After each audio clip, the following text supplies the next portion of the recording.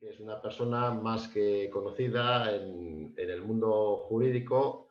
Tiene también varios libros publicados. Hoy nos va a hablar el último baile de Lusitania y sobre toda la época todo lo que se conocía en aquella época de la guerra y también sobre todo en el tema marítimo de esa época. Y bueno, luego aparte de eso también es capitán de yate con muchas navegaciones y yo espero que tengamos oportunidad, si no es hoy, si no nos da tiempo, pues en alguna otra ocasión de que nos hable de sus navegaciones. Vamos, estoy convencido que tiene mucho que contarnos. Bueno, agradecido en todo momento precisamente por este interés que habéis puesto. En principio era el hecho de la propia Belle Époque. Es una época que a mí me llamaba mucho la atención por muchos detalles, por la época que fue, que es impresionante. Cada vez que estudiamos sobre ella, y hay muchos libros de historia que lo tratan, vemos que es una época especial, extraordinaria, ¿no?, en la historia. Precisamente un momento donde se pensaba que no iba a haber, en ningún momento parecía que se iban a poder dar una guerra en ese momento, ¿no? Era un momento paradisíaco, un momento que parece que todo era muy bonito. De hecho, en la propia contraportada del libro se habla, ¿no?, de concretamente se pone como dinero, arte, fiestas, cabarets, cancán, champán. París era una fiesta, Europa era una fiesta, ¿no? Y así era realmente. Entonces no se pensaba que en ningún momento podía estallar de nuevo una guerra, como había ocurrido, ya quedaba ya bastante atrás la época de la guerra de franco-prusiana de 1870, y ya se parecía que ya no podía. Era un momento de gran expansión, de gran, en todos los sentidos, los inventos, el propio arte, el arte que era el momento del impresionismo, el expresionismo, todas las grandes innovaciones artísticas que se dieron en esa época. Al mismo tiempo, pues el nivel de vida, que había crecido muchísimo, sobre todo desde luego en diferentes gremios, no se veía. Por lo tanto, era un momento álgido. De hecho, se le puso ese nombre de Belle Époque posteriormente, después del estallido de la guerra. Sin embargo, había un recelo terrible dentro de todos los ejércitos que configuraban entonces el mapa europeo, que no es el que hemos conocido después, que precisamente fue la guerra la que luego nos llevó a los estados de derecho que se conocen hoy en día. Eran imperios, eran reinos, todos estaban gobernados por los emperadores y reyes, que al mismo tiempo eran todos familia, prácticamente casi todos descendientes de la reina Victoria, todos eran primos, el zar, el zar ruso, el Kaiser alemán,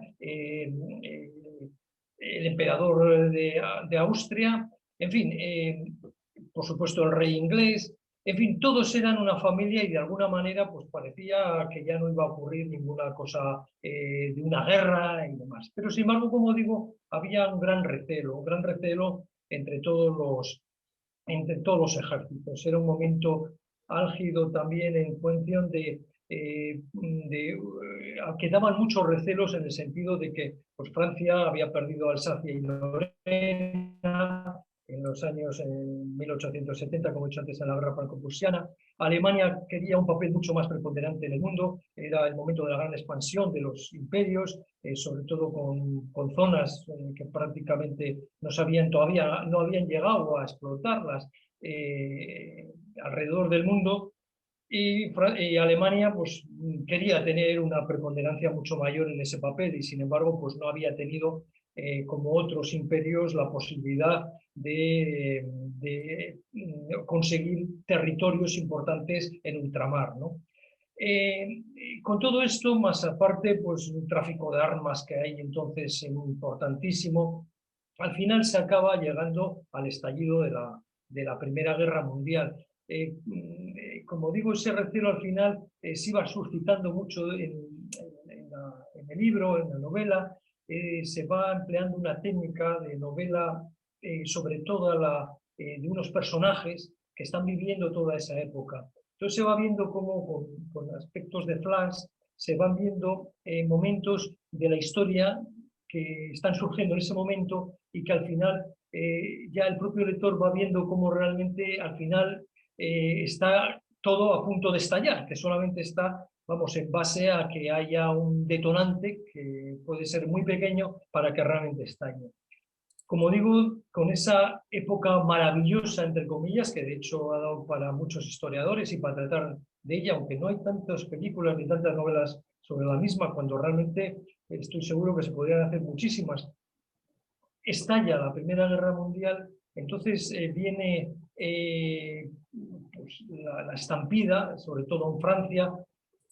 Las personas, en este caso, de alguna manera, se habían metido una idea dentro de todos de la opinión pública como necesaria, diríamos, una guerra necesaria, y verdaderamente todos pensaban, en todos los ejércitos, se pensaba que iba a ser una cuestión de nada, de una cuestión para Navidades estamos en casa, ¿no? Estamos en casa para Navidades, esto va a ser una cosa de coser y cantar, va a ser muy rápido, pero sin embargo, bueno, todos sabemos que no fue así y se alargó muchísimo. Luego ya se empieza a ver realmente todo el sufrimiento que llevó a cabo una guerra de trincheras y demás. Era un momento, como digo, en el que al mismo tiempo el Reino Unido era preponderante, la primacía que tenía, una supremacía total en el mar, dominaba absolutamente todo, salvo el tema que habían perdido con Estados Unidos en la guerra de independencia, con el HMS Constitution, ¿no? El Times y demás, que publican que cómo han podido unos aquí rebeldes, ¿no?, poder contra toda la gran flota británica. Aquello fue impresionante. Pero, no obstante, seguía manteniendo una armada que dominaba totalmente y máxima, sobre todo alrededor del Mar del Norte, la zona del Atlántico Norte y alrededor de todo lo que son lo que eran las islas, ¿no?, en este caso británicas. Esto significaba al mismo tiempo que esa preponderancia le hiciera pues, que dominara en muchas facciones.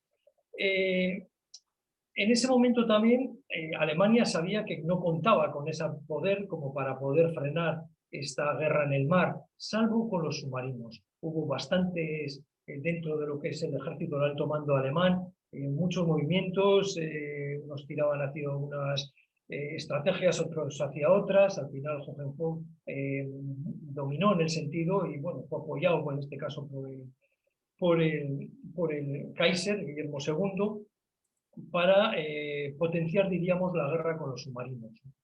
Esto es lo que nos lleva a lo que sería... El libro está estructurado en cinco partes. La primera parte es esa que he comentado de la Belle Époque.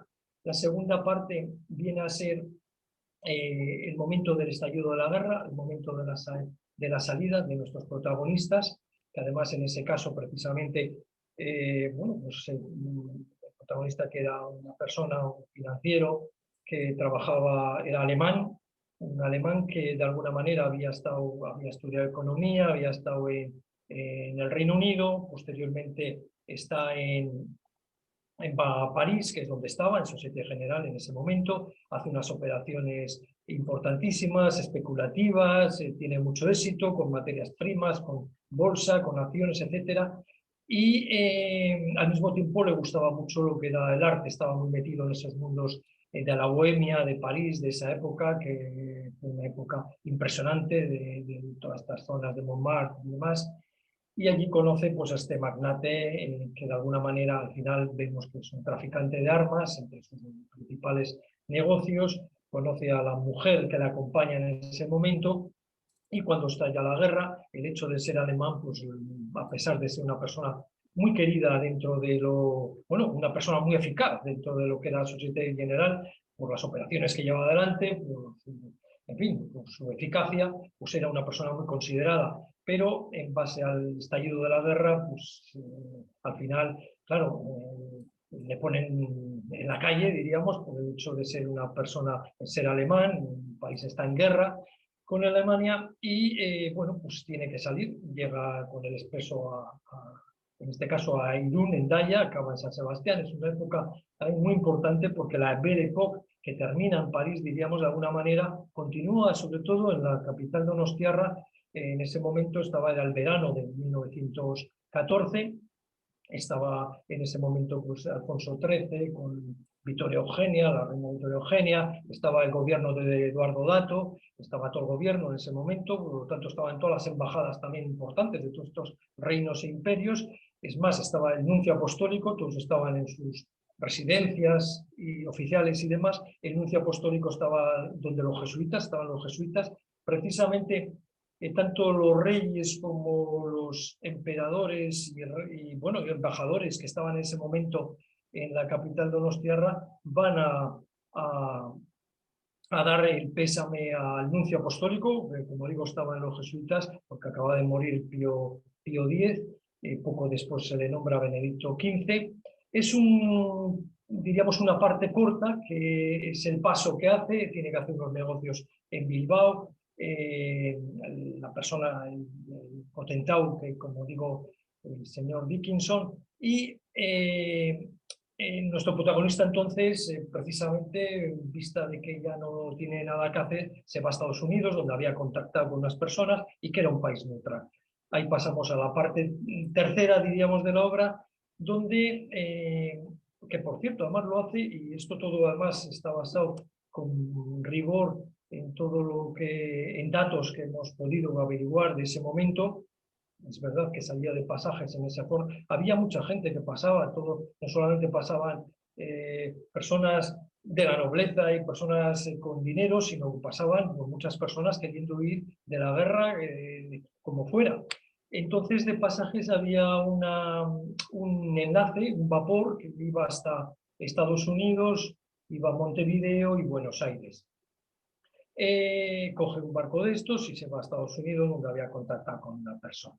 Ahí, en la parte tercera nos muestra todo ese momento también muy importante para Estados Unidos. Estaban viviendo una neutralidad, no querían meterse, el presidente entonces era Woodrow Wilson, una persona que además, precisamente en esos momentos del estallido de la guerra, tiene una depresión muy fuerte, ha muerto su esposa después de 30 años de matrimonio y no quiere entrar en la guerra, aparte que tampoco diríamos que la percepción de la gente de Estados Unidos no quería para nada, lo veían de alguna manera como, bueno, es un problema de Europa, esto nosotros aquí no tenemos por qué entrar, y nosotros no tenemos nada que ganar ni que perder, ¿no? Entonces, desde luego, la neutralidad estaba clara, hay bastantes conflictos en ese momento también, por varias cuestiones que pasan, el momento de la segregación, importante, los buques quedan parados prácticamente, los que son de los países que están en guerra están dedicados precisamente, han sido todos cogidos para cuestiones bélicas, para el apoyo bélico. Los demás están en puerto porque prefieren estar parados que no salir, menos a zonas de guerra, temen mucho más a los submarinos alemanes. Y es un momento donde impresionante, a mí como digo, bueno, me impresionan tres cosas sobre todo, ¿no? Primero, me gustaba, como he dicho, el tema de la época esa de la Belle Époque, la época artística, uno de los momentos que más inventos existen en todos los sentidos, en comunicaciones, teléfonos, telégrafos, la prensa llega a tener ya una importancia muy grande. Un momento, como digo, para todo que es fundamental. Y luego, como digo, la base artística por otra parte, o sea, todo era grande y no se pensaba que iba a ocurrir una deflagración como existe luego. Es increíble además, porque el detonante, pues bueno, sí que fue muy importante. Estaban esperando que ocurriera cualquier cosa.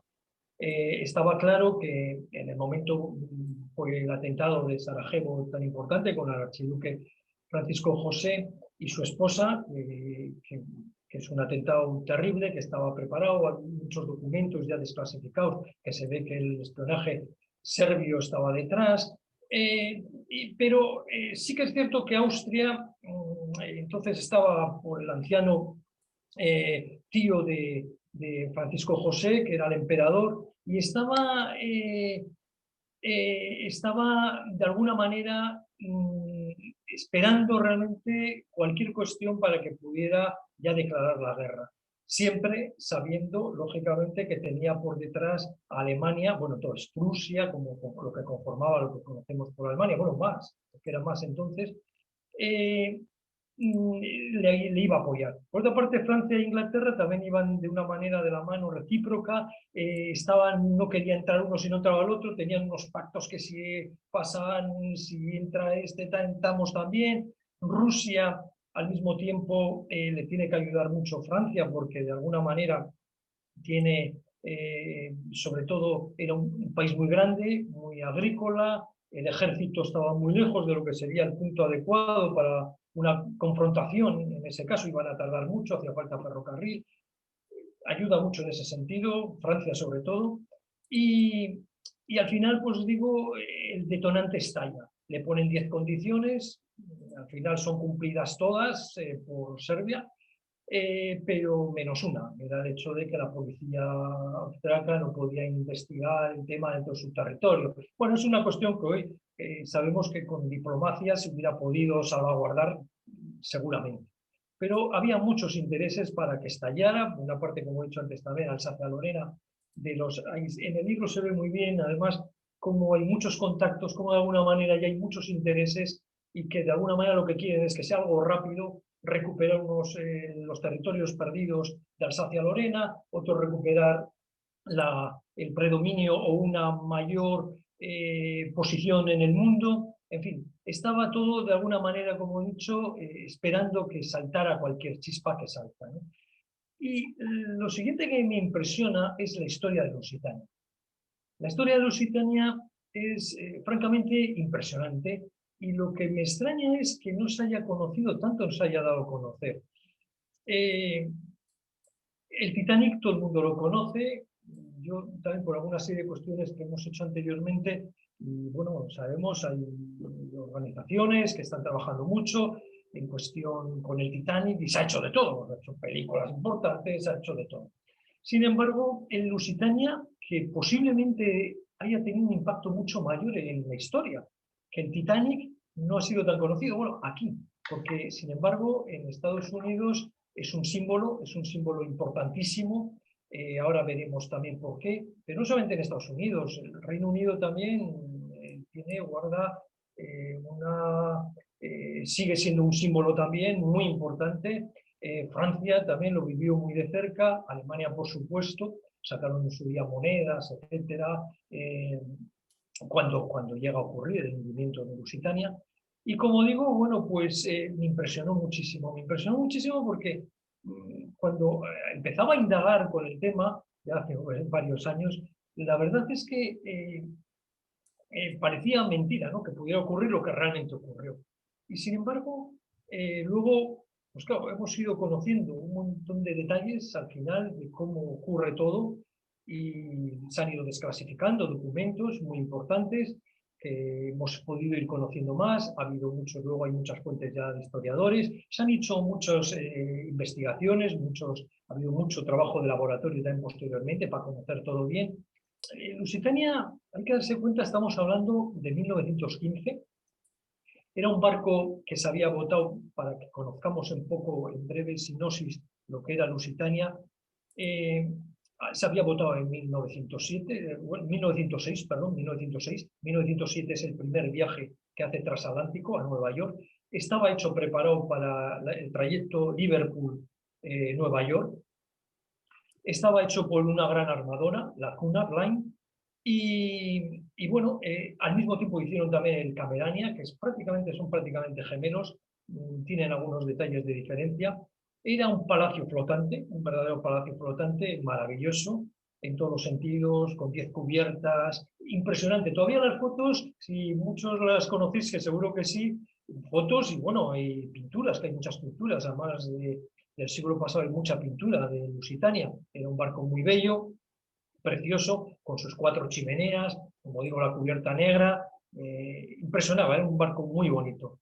De hecho, el Titanic, poco después, la competidora de la Cunard, la White Star Line, bota el Titanic en 1912, y los diseñadores pues copian prácticamente un montón de cuestiones, como salones, muchas cosas que llevaba Lusitania. Como digo, era un barco de lujo, había tres clases, 3 clases, llegaba a poder albergar en esa época, estoy hablando de 1915, hasta 3.000 personas contando aproximadamente 850 de la tripulación, el resto pasajeros. En ese momento, en el momento de la última travesía, son 1959, ahora veremos cómo se produce. Era un barco de 240 metros de eslora, tenía una manga también muy grande, una velocidad que alcanzaba 26 nudos, prácticamente la velocidad de crucero. Había conseguido la banda azul, que eso era a los barcos que conseguían el menor tiempo en el recorrido transatlántico, y tenía mucha importancia, diríamos, en ese momento, que era tan importante el paso del Atlántico, pues para un montón de cuestiones, tanto de negocios como en fin, de todo tipo de cuestiones también sociales. De hecho, estaba muy preparado para personas como viajaban con una gran capacidad económica, que no solamente reservaban unas suites de Lusitania, sino al mismo tiempo, pues para los sirvientes, niñeras, etcétera, etcétera, se iban con toda la familia, pues otros camarotes, ¿no? Había, como digo, 3 clases, primera, segunda y tercera clase, y bueno, era para muchas personas de la tercera clase, en documentos que se ve, pues el montarse en Lusitania, en este último viaje, cuando estudiábamos el tema, pues se ve que realmente para ellos era algo impresionante entrar en un sitio que era puro lujo, que estaban en todos los sentidos hasta en tercera clase, tenían unas comidas además muy buenas, en fin, de alguna manera era un símbolo de velocidad, de lujo, etcétera, etcétera.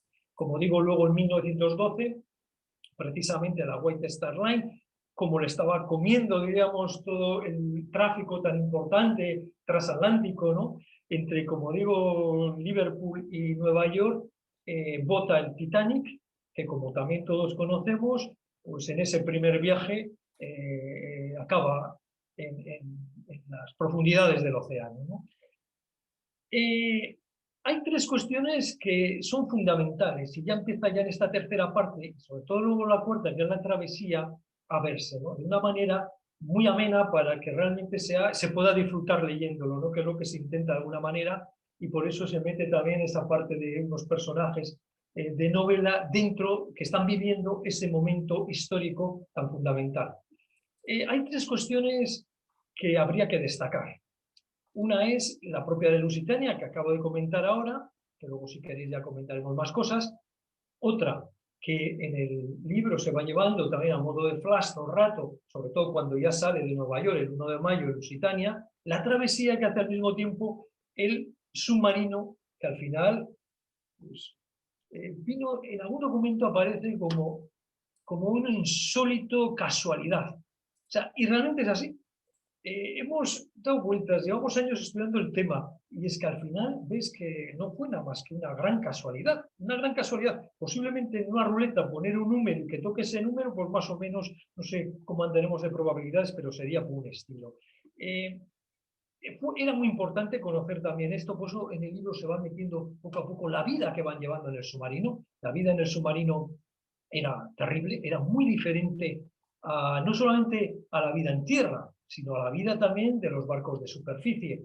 Hay que darse cuenta que estamos hablando de un submarino de hace más de 100 años, estamos hablando de 1915, no son tampoco los submarinos de ahora. Era un submarino de 65 metros de eslora, unos motores diésel para cuando estaba en superficie, que podían llegar a alcanzar puntas de unos 15 nudos aproximadamente, pero lo normal era que no pasara de 8 nudos.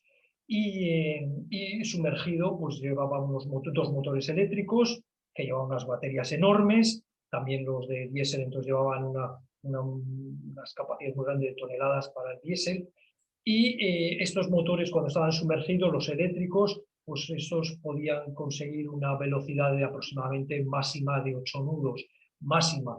Lo normal es que fueran a 4, 4,5, una cosa así. Y luego hay que darse cuenta pues, que 45 personas, que eran las que iban en un submarino de guerra como este, pues 45 personas metidas en un espacio muy reducido, con una sola letrina, no tenían posibilidades ni tan siquiera de dar a las bombas cuando estaban sumergidos. unos olores terribles que se mezclaban con todo, unas temperaturas de 38 grados, 38 grados, daros cuenta que fuera en cambio el mar estaba muy frío, entonces lo único que había era mucha humedad por dentro, las ropas, todo estaban húmedas, mojadas. La vida era muy desagradable en un submarino. En cuanto podían, desde luego, tiraban para arriba para salir a la superficie y poder sacar un poco la cara y poder ahí respirar un poco, ¿no? Lo que pasa que, claro, una de sus ventajas era de estar sumergido, que no lo vieran o jugar con el periscopio. Hay que darse cuenta también, una cuestión muy importante, estos submarinos entonces estaban las comunicaciones, no eran por supuesto las que tenemos ahora, ni muchísimo menos, claro. Había un momento en el que ya no podían conectarse con el alto mando. Pues a unas millas ya cuando salían de su base de Enden ya no podían conectarse. Lo hacían a través de algunos otros buques, etcétera, etcétera. Pero lo importante es que a partir de ese momento, es verdad que tenía diríamos, unas órdenes del capitán del buque, en este caso del submarino, pero a partir de ella dependía todo de él. Él era el jefe supremo, diríamos, dentro de ese buque. En este caso había venido un comandante nuevo, una persona joven, un tal Schweiger, que había entrado hacía poco, en diciembre, prácticamente diciembre de 2014, es cuando había cogido poco antes de Navidades. En el libro se va viendo, a partir ya de ese momento, ya va saliendo ya en escena bastante el submarino, cómo pasan precisamente esa primera Navidad, esas primeras Navidades en guerra, de diciembre de 1914, y así vamos conociendo un poco el submarino y lo que va haciendo, para que coincida luego cómo coincide exactamente con el Lusitania. Bueno, y otra tercera cuestión, la otra pata que me gustaría resaltar, como he dicho que eran tres, el Lusitania, el submarino, el U-20, y había una tercera que es muy importante para que conozcamos bien la historia, que es la Sala 40. La Sala 40 era una sala secreta, además se ha conocido bastante después, por supuesto, porque cuando se empiezan a desclasificar documentos y demás, la secreta Sala 40 que no se conocía, entonces no la conocían, para lo que os deis cuenta, no la conocía ni Jellicoe, ni personas muy importantes del alto mando del ejército británico. Y había nacido prácticamente en un cuarto de una persona.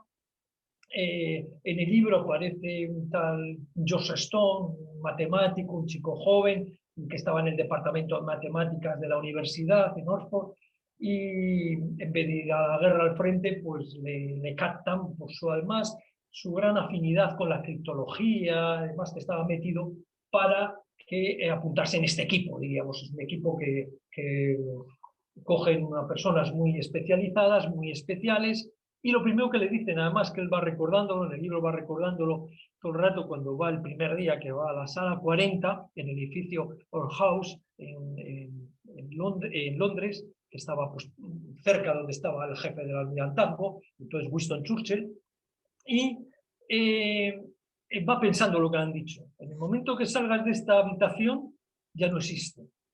Ya no se sabe, esto no existe absolutamente nada. Es más, lo que has oído, lo que has visto, esto tiene que desaparecer también de tu mente.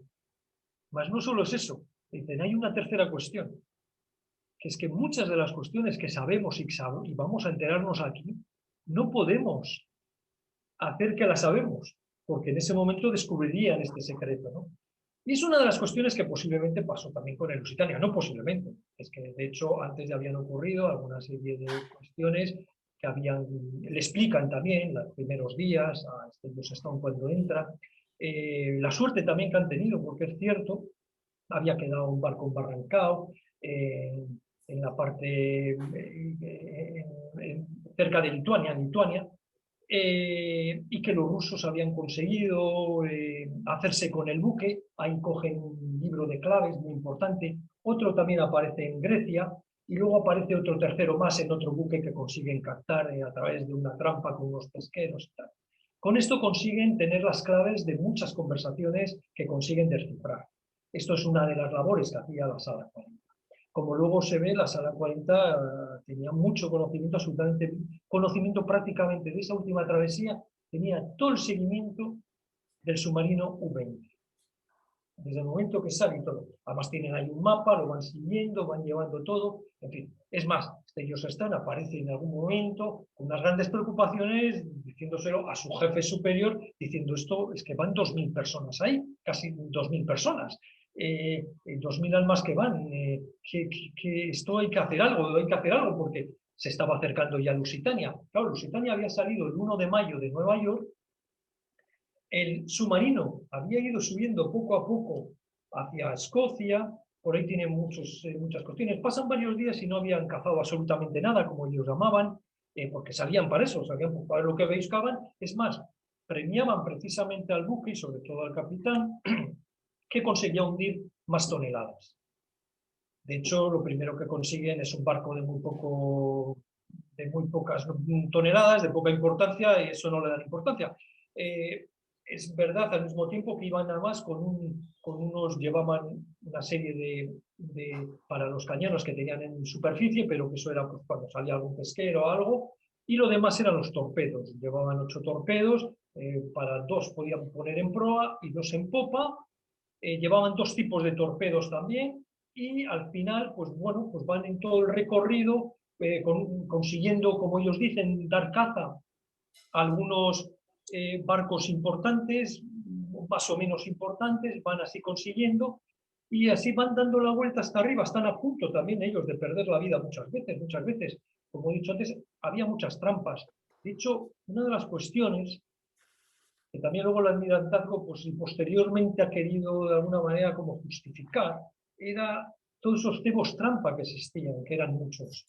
Entre otras cosas, bueno, pues sí que habían tenido, pues que algún pesquero o algún barco de mercante que había estado con algún problema, pues le habían matado a un destructor, al final era un cebo trampa y estaban esperándolos y pues, se cargaban a los destructores de la Armada Británica, ¿no? Pero a la recíproca o al contrario había pasado también lo mismo, o sea, no se puede decir que uno era mejor que otro, porque realmente en ambos casos estaban en guerra y hacían todo ese tipo de cosas. El submarino este llega a estar a punto de perder la vida a todos, hay un momento que se describe con mucho dinamismo además todo lo que sucede, porque queda enganchado entre unas redes, están a punto de perder la vida, caen totalmente en picado hasta el fondo.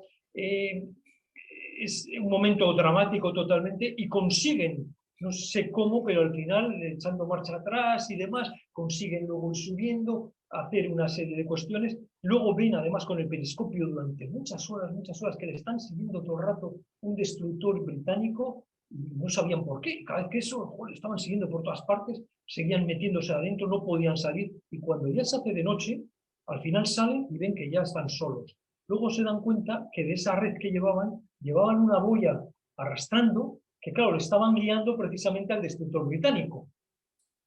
Bueno, este tipo de cuestiones ocurre durante toda esa travesía y al final da la vuelta por todo. Es cuestión que se le ocurra a él, no tenía orden de eso, él tenía orden de salir y bueno, pues es lo que cazan como todos los demás submarinos. Y este concretamente da la vuelta por todas las islas arriba de Escocia, que ahí había además una importante base, diríamos, de buques de guerra británicos. Lo pasan con mucho cuidado porque están a punto también de ser cazados en alguna otra ocasión, y así van bajando luego y decide bajar por la parte occidental de Irlanda, ¿no? Hasta la isla Passi. Mientras está haciendo eso, el Lusitania se vaya acercando. El libro al mismo tiempo nos está hablando y diciendo, bueno, lo que está ocurriendo en el Lusitania al mismo tiempo, pues cómo vive la gente. Al principio que he comentado que iban muchas personas importantes. Bueno, de hecho, hay que darse cuenta que todos los periódicos en Nueva York, en el puerto, ahí donde salían estos buques transatlánticos, tenían sus propias oficinas, con telégrafo, teléfono, además todo era muy, muy nuevo. Marconi acababa de implantarlos prácticamente en 2012, acababa de implantar Marconi los telégrafos en los buques, que fue la gran cosa que tuvo el Titanic en el momento de su hundimiento, que se pudo conectar gracias a ello, ¿no? Y todos estos corresponsables que estaban allí estaban por el movimiento tan importante que se daba en la salida de estos buques, ¿no? Pues, personajes famosísimos. De hecho, en este viaje bajaba pues, un Vanderbilt, el Vanderbilt II, una de las personas más ricas de Estados Unidos, que había tenido además unos affairs, un divorcio muy sonado. Había otra persona también muy conocida del mundo artístico. Había pues el rey, el rey del whisky, que le llamaban, estaban tal. O sea, mucha gente, como digo, había otras personas también muy importantes que cogían, aparte de su suite, cogían luego para los niños unas niñeras que iban en otros camarotes. Luego había de otras personas que iban en segunda clase. Tanto los de primera como segunda llevaban, precisamente desde que se había hundido el Titanic, todavía las medidas de seguridad todavía eran mayores. Y de hecho, tanto los chalecos salvavidas como los botes y alguna cosa de estas había mejorado mucho. Luego también la estanqueidad había sido muy bien mirada, precisamente para que no ocurrieran, pues ocurría algún problema, como había ocurrido recientemente, como 2 años antes, al Titanic. Y bueno, pues parecía una de las cuestiones más seguras. Cuando va a salir el 1 de mayo, el Lusitania, hay una advertencia en todos los periódicos de Nueva York, New York Times, en el Washington Post, etcétera, etcétera.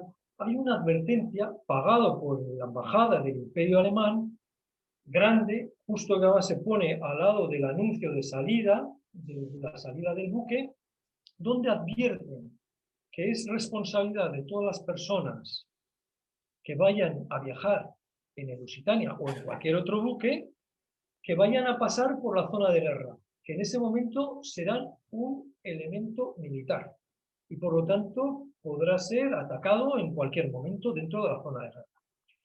El director de Nueva York, de la Cunard, del armador, sale enseguida a hacer una rueda de prensa diciendo que bueno, no ha ocurrido nunca eso, que de alguna manera los destructores ingleses británicos, desde el momento que entran en la llamada zona de guerra, van a ser escoltados por los destructores. Es una de las cuestiones que luego en los enigmas no se llega a entender. ¿Por qué no pasa eso? Pero, sin embargo, la Cunard pues tranquiliza a todo el mundo. La gente dentro iba con mucho nerviosismo, porque, claro, esa advertencia muchos no se habían enterado, porque sale el mismo día de que va a salir el barco. Pero otros pues son avisados por las familias, por tal, oye, que han puesto aquí esto, que ojo, que sois objetivo militar y tal. Bueno, efectivamente, esto preocupa a muchas personas, pero los que más o menos pues vienen diciendo que, bueno, a ver, como han sido también, la Cunard sale muchas veces diciendo que no va a pasar nada, que van a ser escoltados. Otra cuestión es que minimizan realmente el valor de los submarinos. De hecho, hasta hacía poco tiempo, la Armada Británica no los había considerado realmente mucho porque no habían tenido tanta importancia. Y además, entre otras cosas, como ellos mismos alegaban, vienen a tener una velocidad la mitad prácticamente que, como he dicho antes, el Lusitania podía coger 26 nudos. Estos son, como he dicho, pues en superficie, bueno, en superficie además, incluso cualquier destructor, cualquiera le podría investir, no solamente a través de un cañonazo, sino que es que podría ser por un torpedo, sino que de alguna manera tenía que ir sumergido mucho rato, y entonces estamos hablando de una velocidad de unos 4,5 nudos. O sea, en ese sentido no los minimizaban mucho el daño que podían hacer. El hecho es que, bueno, a pesar de esa advertencia sale el buque el día 1 de mayo. Es verdad, habréis visto muchas imágenes. Aquí, por ejemplo, que tengo en el libro, se ve en la imagen, se ve la típica imagen de Lusitania con sus 4 chimeneas, saliendo humo de las 4 chimeneas, cuando realmente en ese viaje, precisamente por una disposición, en este caso de la Armada Británica, solamente lleva 3. Daros cuenta que gastaba 850 toneladas de carbón al día. El hecho de que ya quiten unas calderas, eran 25 calderas, el hecho de que quiten unas calderas, deja de salir de trabajar en una chimenea, hace también reducir la velocidad. La velocidad máxima ya con las 3 chimeneas eran de 21 nudos aproximadamente. Entonces, como digo, pues sale. También otra cuestión era importante, había otro barco en Nueva York que iba a salir ese mismo día, se retrasa mucho la salida, era el Camerania. que era un barco que llevaba 40 personas que iban para otro punto, pero también para el Reino Unido, y 5 tripulantes femeninas más 40 pasajeros pasan también al Lusitania. Sale, en vez de salir a las 10 de la mañana, al final sale al mediodía, en fin. Y además, precisamente por la advertencia alemana, pues está toda la prensa, está muy seguido, está siendo muy seguido, como está luego toda la travesía, porque durante la travesía caen otros barcos importantes, y es entonces cuando la Sala 40 empiezan a preocuparse y a darse cuenta que pueden coincidir, que pueden coincidir. Joseph Stone avisa y dice que de alguna manera que como se están acercando, que se pueden encontrar en un punto fatídico, que puede ser terrible, pero no le dan esa importancia, o por lo menos no le ponen destructores. Es algo que no se comprende todavía, porque hasta pues una época anterior, como decían los responsables de Cunard, siempre habían sido escoltados. ¿Explicaciones? Puede haber muchas explicaciones. El caso es que se han visto documentos, hay muchos documentos en los cuales ya desde mucho tiempo antes de empezar incluso la guerra, cuando no se sabía quiénes iban a participar, como sabéis, estaba por una parte la Triple Entente, con todos los países que luego se unen, más luego la Triple Alianza, que también pues, pasa lo mismo, y vienen a decir entre ellos, cuando hay algunas conversaciones, que se ha procurado hacer de una manera muy ágil para que sea entretenido la lectura, vienen a hablar, ¿no? Bueno, lo importante es que ¿qué ayuda necesitáis? Me basta con que muera uno de vuestro ejército para que os involucréis totalmente, ¿no? Posteriormente viene a pasar lo mismo, ¿no? Con Estados Unidos. Winston Churchill está continuamente intentando que entre de alguna manera la guerra. Como comentaba antes, el presidente Woodrow Wilson tenía bastante con su depresión. Al final, luego, posteriormente, además, se vuelve a casar con Edith Gall, una mujer que representa a su prima, que estaba haciendo un poco las labores de su esposa fallecida en la Casa Blanca, y la opinión pública era muy contraria, muy reacia a entrar en la guerra. Sin embargo, Lusitania, a pesar de que se ha venido a decir, porque se ha venido a decir en muchos sitios y se vino a decir entonces, como que fue el motivo de la entrada de Estados Unidos en la guerra, todos sabían que si entraba a Estados Unidos iba la balanza a cambiar totalmente. Sin embargo, no fue así, realmente no fue así. Sí que podemos decir que a partir de Lusitania se cambió totalmente. La opinión pública cambió totalmente. De eso que estaban ya reacios y empiezan a... Es más, se ha estudiado luego realmente que los primeros gabinetes de relaciones públicas que existen son de esa época. El propio gobierno norteamericano contrata unos gabinetes privados para que hagan una influencia importante en la opinión pública para mentalizar de una posible entrada en la guerra. Luego también el propio gobierno poco a poco lo va haciendo. De hecho, el discurso de Wilson en el momento de declarar la guerra es diciendo que para salvaguardar la democracia en el mundo, no por unos intereses de otros países, sino porque de alguna manera estaba en peligro la democracia. Como he dicho, bueno, es impresionante lo que ocurre, cómo coinciden, esa insólita que he comentado también antes, casualidad, porque, en fin, de hecho, anteriormente con todos los demás torpedos y demás habían fallado muchos, otros tenía que cuadrarse tenía que haber una cuadratura muy grande de condiciones para realmente que pudieran a un barco como el Lusitania poderlo hundir. Pero no solamente es eso, sino que es que se dan unas circunstancias, como digo, que son increíbles. El último día, por ejemplo, había una niebla terrible. Ya empiezan ya a estar preocupados, diríamos, el capitán Turner, que era el capitán del buque, y los primeros, su segundo, y los oficiales que estaban al mando del barco estaban ya hablando, recibiendo ya telegramas, reciben telegramas de avistamientos de submarinos, como han llegado a hundir, porque se han hundido bastantes. En algún caso han salvado, siguiendo los reglamentos internacionales del mar, en caso bélico, de dejarles que la tripulación salte a los botes salvavidas y consigan salvarse antes de hundirlo. Con algunos hacen esto, estos luego comunican realmente lo que ha pasado. Por lo tanto, sabía la Sala 40 perfectamente por dónde estaba el U-20, el submarino. De hecho, el capitán Switzer cuando está llegando ya por el mar Báltico y se ha metido ya, que estaba llegando ya casi para Liverpool, ve que por ahí no va a tener salida, ya prácticamente ya tampoco le queda mucho combustible para la vuelta, tiene que pensar ya en la vuelta, y ya decide también que va a seguir haciendo lo mismo, en vez de meterse por el canal de San Jorge, dar la vuelta y hacer lo mismo que ha hecho por el mismo recorrido, dando al revés la vuelta. Y se guarda dos torpedos, los únicos que le quedan, por si acaso para la vuelta.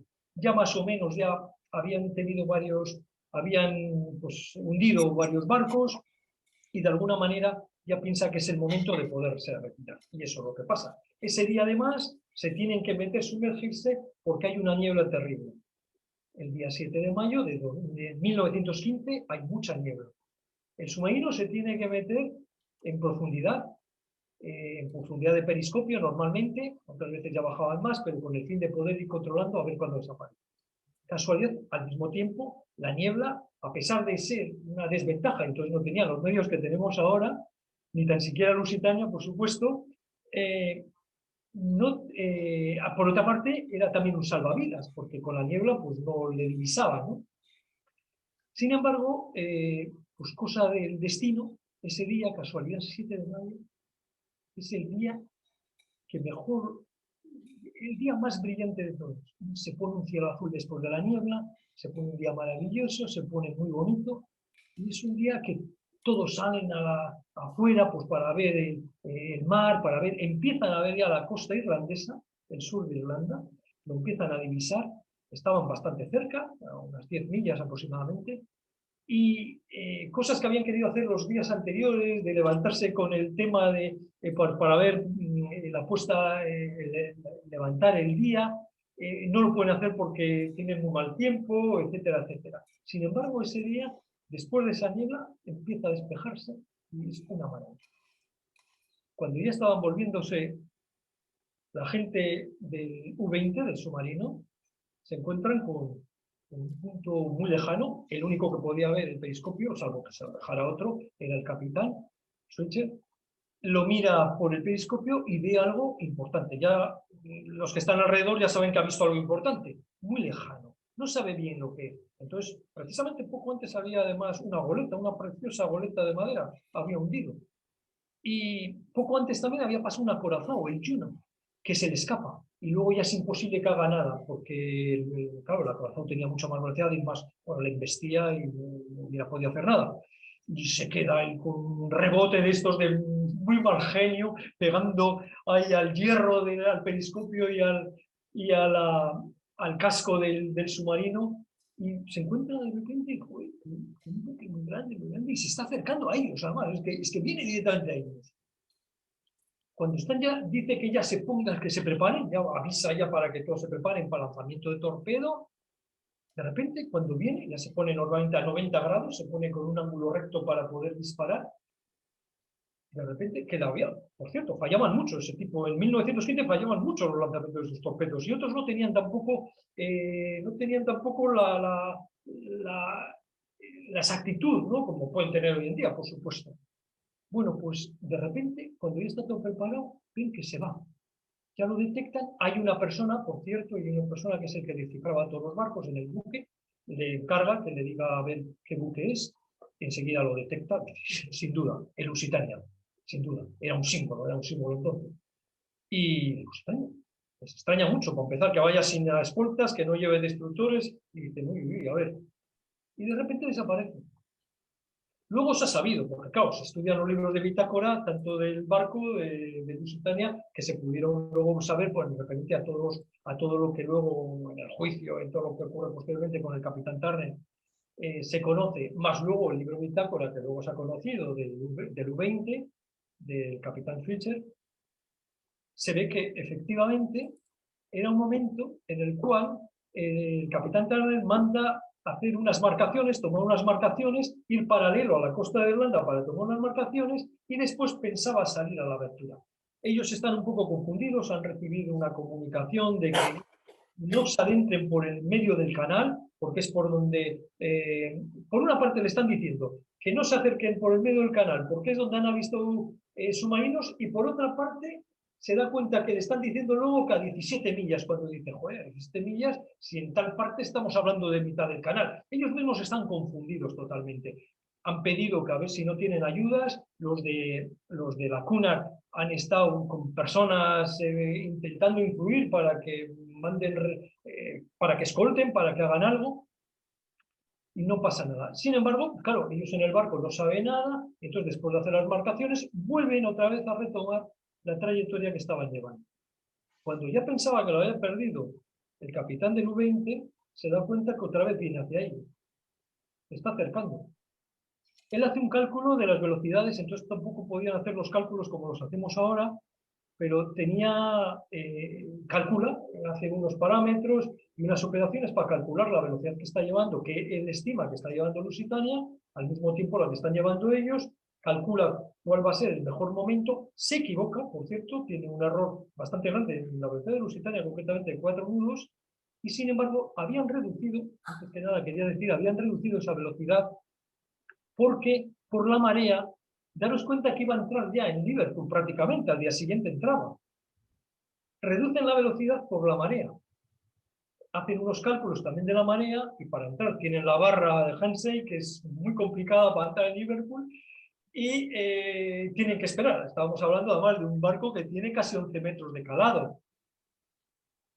Entonces, cuando claro, ellos calculan, pues a ver cómo van a ser las mareas, etcétera, etcétera, pues tenemos que llegar mañana a esta hora aproximadamente. ¿Por qué tampoco quieren estar mucho rato fuera esperando? Están en plena zona de guerra. Entonces, reducen la velocidad a 15 nudos, van más despacio con el fin de, pues, en fin, de poder llegar con la marea. Justo entonces se ponen ya en trayectoria y es entonces cuando el capitán Suchet, atentos, otra vez vuelve a mandar todo el mundo en puesto de combate y lanzan el torpedo. Un torpedo era un G6, un torpedo de 6 metros de largo por 50 centímetros de grosor, con 160 kilos de TNT, que iba también con un explosivo de sanita. El impacto es bestial. Le da en un costado del buque, en un costado de la parte de estribor, tirando hacia proa, y poco después del estallido, bueno, es impresionante porque además había unas personas que estaban vigilando, los había puesto el capitán Turner, unas personas están vigilando y ven cómo pasa, estaba aproximadamente a unos 700 metros aproximadamente. Hay que darse cuenta, va a 3 metros de profundidad el torpedo y levanta una espumilla, ¿no?, de que está el torpedo en marcha. Entonces los vigías lo ven, torpedo, torpedo. No solamente el vigía, sino que personas que estaban precisamente en el lado de estribor lo están viendo también, lo ven como irremediablemente va hacia ellos. Precisamente nuestro protagonista dice, pero nadie puede hacer nada en ese momento, nadie puede hacer nada. Pues en ese momento haber frenado el barco, haberlo parado, bueno, frenarlo, haber quitado totalmente la marcha, haber desviado algo la trayectoria, fue todo muy rápido, fue todo rapidísimo. El caso es que después del gran estallido, que provoca una entrada de toneladas métricas de agua, no solamente por el impacto que entraban cada segundo, sino también por todas las escotillas que estaban alrededor, que estallan por la presión en ese momento del impacto, sigue entrando agua. El buque ya se queda ahí enseguida con la popa para arriba y la proa para abajo. Es impresionante, ¿no? Y justo poco después soy una segunda explosión, que eso ha dado mucho para hablar. Ha dado mucho para hablar, esa segunda explosión. Luego sí que lo comentamos, pero realmente está claro, y la propia Sala 40 luego lo sabe, realmente fue solamente un torpedo. Luego, además, registran una conversación del capitán Switcher cuando está hablando ya, cuando está llegando a la base, a su base, y él reconoce que solamente han tirado un torpedo. Bueno, este es el caso que se va desarrollando en la tercera, la cuarta parte del libro, y luego viene la quinta parte, que para mí es la más bonita, es impresionante, muy bonita, muy apasionante, la verdad, es muy apasionante. Espero que todo lo que lo leáis los que lo veáis o los que lo hayáis leído, de alguna manera hayáis disfrutado con esto, porque realmente, bueno, son cuestiones que ocurren posteriormente a todo esto. En el rescate hubo muchísimos problemas. Daros cuenta que, claro, era muy difícil en aquel entonces, además, siguieron durante semanas y semanas apareciendo cadáveres por las playas. No se conocía nada. De 1959 personas, solamente se salvaron 720 y tantas, 729 personas. De ellos 123 eran americanos, los fallecidos. Muchos fueron desaparecidos. Como digo, pasaron semanas, incluso meses que aparecían cadáveres en las costas, ¿no? Hubo muchas confusiones al principio, muchas confusiones porque las listas no estaban claras tampoco. Había personas con nombres parecidos que aparecían como desaparecidos, les daban por muertos, por fallecidos, por desaparecidos. Se plantaron un montón de morgues allí en cualquier sitio, bueno, en sitios públicos, donde la gente tenía que ir levantando sábanas para ver si reconocía a alguien. Bueno, el caso es que fue tremendo, tremendo. Esta parte quinta es donde se desarrollan nada más y se van viendo una serie de enigmas que luego ocurren, y al final acaba con un epílogo con las cuestiones posteriores para que nos establezcan, nos posicionemos en lo que pasa después de toda la historia. Un ejemplo corto para situarnos. Estados Unidos no entra en la guerra en ese momento. Como he dicho, sí que es verdad que a partir de entonces cambia todo. Cuando entra 2 años después, en 2017, Winston Churchill lo primero que dice es que tenían que haber entrado ya cuando Lusitania, y que se hubieran salvado entonces muchísimas vidas.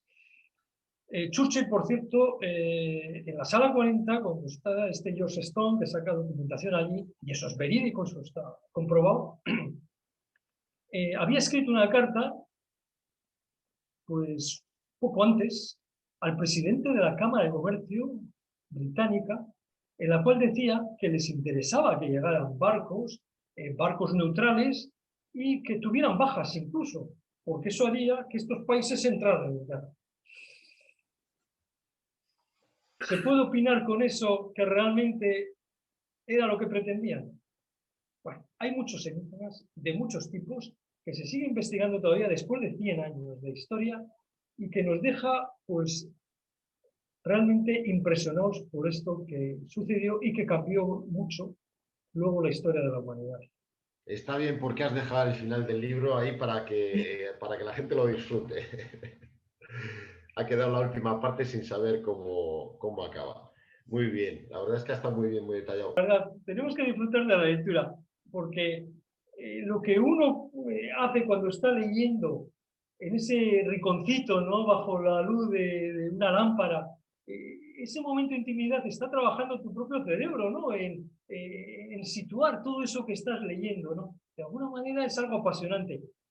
Y respecto a lo de la película, sí que es cierto que lo han comentado en más de una ocasión, que esto que podría ser, claro, si lo llevan con un presupuesto como llevaron lo de Titanic, esto sería impresionante, verdaderamente sería espectacular.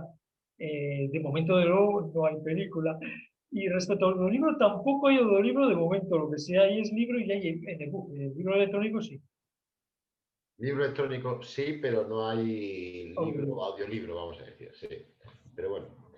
Y Chomi nos acaba de preguntar que acerca de enigmas detrás de estos desastres civiles, pues el caso relativamente reciente de las Torres Gemelas, y si has estudiado algo del caso ese, por ejemplo.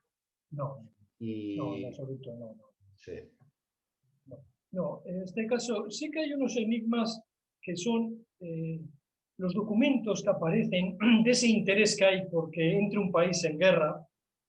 Es lo que comentaba antes, pues, fijaros, otro detalle, mira, esto es importante porque hay un detalle importante aquí.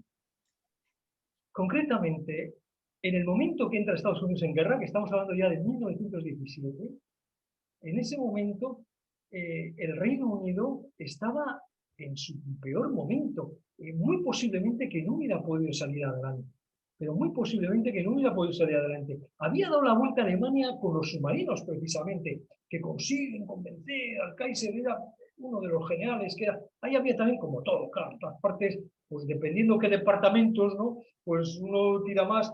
Daros cuenta, la Primera Guerra Mundial sobre todo fue una guerra de guerrillas, de guerrillas, quería decir, de trincheras, una guerra de trincheras donde no avanzaban a más que metros, no avanzaban a más que metros, y no había más que muertos que se quedaban ahí en los bancos, que se quedaban ahí perdidos. Hay un caso capaz en el libro muy interesante de espiritismo de una persona que ha perdido a todos sus hijos, ¿no? Habían ido los tres, habían ido a la guerra a diferentes sitios, al mar, otro en un barco, por cierto, todos habían perdido la vida. Y por eso también precisamente el espiritismo ganó tanto valor. Entonces, era la idea, y hay muchos personas muy importantes del espiritismo en aquel entonces, que, bueno, que venían a decir que si con una medium podían llegar a contactar, a levitar, a hacer levitar una mesa y hablar con los espíritus, ¿no? Y era por eso también, por esas tragedias tan terribles que había. Y en ese momento concreto, como digo, el Reino Unido estaba en un momento bajísimo, bajísimo. Es más, posiblemente si no entra a Estados Unidos, hubiera cambiado muchísimo, muchísimo el resultado de la guerra. Vamos, eso se sabe hoy en día, porque de hecho estaban haciendo muchísimo daño a los submarinos y podían haberlo hecho a la armada más potente que había en el mar, que dominaba el mar, a la británica. Pero la entrada de Estados Unidos ya desniveló totalmente la balanza, totalmente. Y de hecho, luego sí que, bueno, tengo el otro libro de Tiempos de Bruma, que es de una época posterior, 1945, cuando la Segunda Guerra Mundial, porque es impresionante que acaba de terminar la guerra aquí, la Guerra Civil Española, y están los nazis, llegan, el Tercer Reich llega a Hendaya, que de ahí pasaban a San Sebastián, pasaban a divertirse, estaban en un momento estupendo, y bueno, ahí se ve muy bien también lo del tren de Campion, que hace que tiene la mente Hitler desde el principio, ¿no? Que eran donarias, no era nada. Y luego poco a poco empieza a ir subiendo, subiendo, y sobre todo con la idea de lo que había pasado en esta guerra, la Primera Guerra Mundial, y el armisticio que habían hecho firmar a Alemania en el tren ahí, en este tren de Campion, en las afueras de París, ¿no? Y entonces él luego hace todo lo posible para volver a ese tren y que se firme después, era lo que pretendía, ¿no? Que es lo que hace firmar a Francia cuando entran en Francia hasta adentro, ¿no? En 1945. Cuando realmente un perdedor en una guerra, hay que darse cuenta que entonces Alemania tenía una potencia grandísima, pero no había conseguido lo que habían conseguido otros en el mundo, ¿no? Pues, expandirse el imperio, ¿no? Entonces, claro, es tal lo que tenían que por eso precisamente les tienden a llevar a una guerra, pero cuando luego pasa que acaban perdiendo, luego vuelven otra vez, posteriormente, al cabo de los años, a decir, joder, hay que recuperar lo que hemos perdido. Por supuesto, pierde Alsacia-Lorena, que vuelve otra vez al territorio francés, y en fin, aparte, ahí se modifica todos los estados de derecho que conocemos actualmente, pues se modifican. Ahí Prusia, lo que era Prusia, que era lo más grande y lo más importante, desaparece, ¿no? Bueno, queda todo integrado dentro de lo que es Alemania, ¿no? Pero, en fin, se modifica absolutamente todo, y para la posterioridad fue algo muy importante, muy importante. Para situar un poquito el tema, no lo has mencionado yo creo más que de pasada, y sin embargo el libro sí se ve más y está en la historia de Lusitania, que claro, era un buque de pasajeros, pero parece ser que estaba transportando material bélico, ¿no? Entonces, bueno, en la Primera Guerra Mundial no solo en este caso, o sea, se utilizaba buques hospital, también retuvieron alguno en Egipto con material bélico, entonces, claro, cosas que hoy en día nos parece extrañísimas, en esos momentos se estaba haciendo. Entonces, las bodegas de un buque de pasajeros como el Lusitania estaban cargadas de material bélico, que igual esa segunda explosión pudo ser del material bélico ese o pudo ser una caldera, y de ahí la amenaza del Kaiser al Lusitania. Efectivamente, dentro de los enigmas, uno de ellos muy importante era ese. El libro, además, lo va llevando con mucha puntualidad, porque precisamente el señor Dickinson, que era traficante, y se va viendo desde el principio cómo hace tratos con la embajada británica y demás. Se ve un caso, además, muy bonito, por cierto, la Traviata de Verdi, el capítulo ese, porque eran realmente mafiosos, lo que hace a su socio, que había servido armas sin su consentimiento a México. Estados Unidos entonces era un periodo muy intervencionista. El Imperio Español estaba perdiendo las posesiones, o había perdido prácticamente las posesiones en todo el cono sur de América.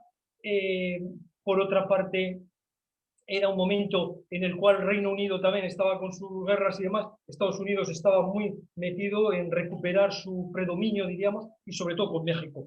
Existe eso, hay un tráfico de armas grandísimos. Este hombre realmente, una base muy importante en varios capítulos, es el hecho de cómo va llevando, a través de una estrategia, cómo van llevando todos esos armamentos a Lusitania, a través de cajas de alimentos, a través de una serie de cuestiones, y aparecen varios manifiestos, porque lo demás no se ha podido probar. Lo que sí se ha podido probar es que realmente había armamento, sí. ¿Armamento bélico? Sí. Había muchos proyectiles, había muchas cosas, exacto. Es más, en algún momento del libro, y esto además han salido de algunas conversaciones que están registradas, algunos se preguntan, si aquí nos disparan, no, llega a decir uno en plan irónico, ¿no? Si aquí nos llega un torpedo, un submarino, no nos hundimos, salimos por los aires de todo el material que llevamos aquí armamentístico.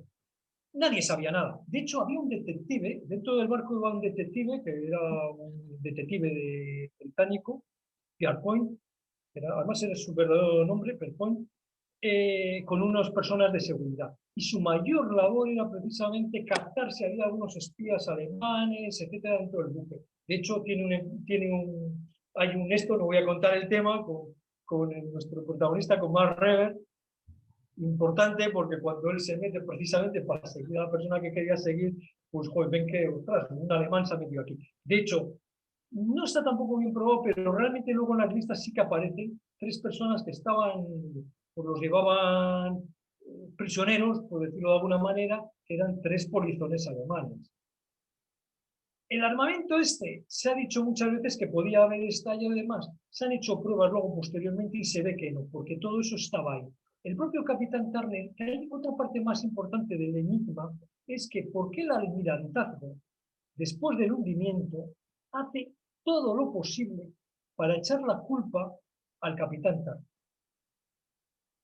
Gracias a que lo coge un juzgado de Kinsale, porque ahí habían aparecido bastantes cadáveres y demás, era un sitio que tal, y entonces se muestra competente para poder llevar el tema. Se declara competente para llevar el asunto. Ahí sigue un juicio muy riguroso, el capitán Turner es llamado como testigo, hacen lo imposible los abogados del Reino Unido, del gobierno, del almirantazgo, para que no declare, y si declara que lo haga de forma secreta.